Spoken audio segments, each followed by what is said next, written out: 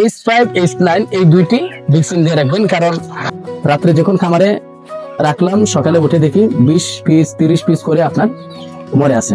আসসালামু আলাইকুম বন্ধুরা, অনেকে আছেন দেশি মুরগি পালন করতেছেন, কিন্তু দেশি মুরগিকে কোন বয়সে কোন ভ্যাকসিন দিবেন সেই বিষয়টি আপনাদের জানা নেই। তো ইউটিউবে অনেকে অনেক রকম ভিডিও দেখতেছেন, কিন্তু সঠিক যে শিডিউল ভ্যাকসিন দেওয়ার এই বিষয়টি জানতে পারতেছেন না।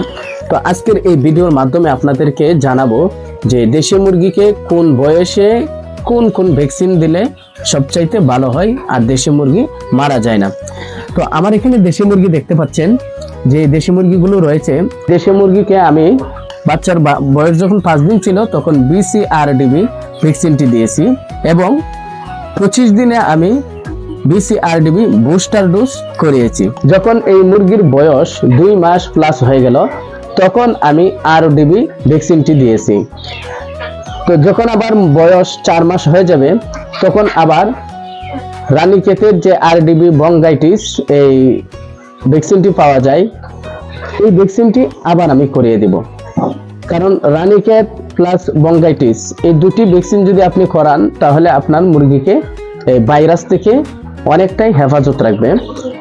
আমার যখন গত বছর মুরগি ছিল, আমি ভ্যাকসিনের অবহেলা করে, অর্থাৎ আমার মুরগিকে ভ্যাকসিন দিছিলাম না অবহেলা করে, তো ওই মুরগিগুলো আমার 12ই ফেব্রুয়ারি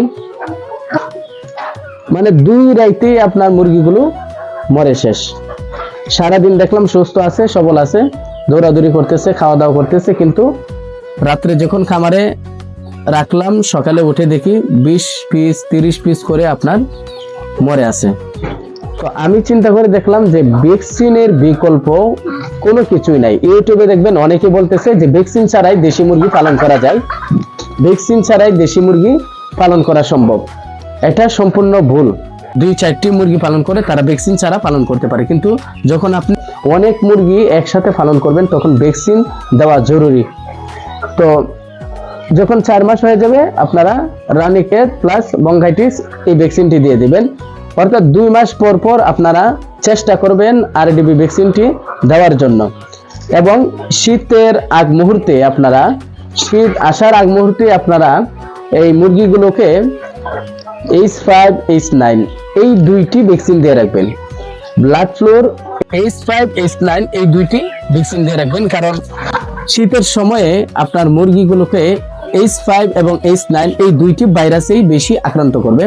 গত বছর আমার মুরগি মারা যাওয়ার এই কারণ হচ্ছে H5 H9 এই দুইটি ভ্যাকসিন না দেওয়ায়। যখন আমার মুরগিগুলো এই H5 H9 এ আক্রান্ত হয়েছে, 2 রাতে সবগুলো মুরগি মরে সাফ হয়ে গেছে। তো এই জন্য বলি শীতের আগ মুহূর্তে আপনারা H5 H9 এই দুইটি ভ্যাকসিন দিতেই হবে। যদি না দেন তাহলে ব্লাড ফ্লু রোগে আক্রান্ত হয়ে আপনার মুরগি দেখবেন রাত্রের মধ্যেই সবকিছু শেষ হয়ে যাবে। তো ভিডিওটি যদি ভালো লেগে থাকে তাহলে সবাই এই ভিডিওতে একটি লাইক করবেন এবং কমেন্ট করে আপনার মূল্যবান মতামত জানাবেন। সাবস্ক্রাইব করে দিবেন এবং ফেসবুক পেজটি ফলো করে দিবেন। সবাই ভালো থাকবেন, সুস্থ থাকবেন। আল্লাহ হাফেজ।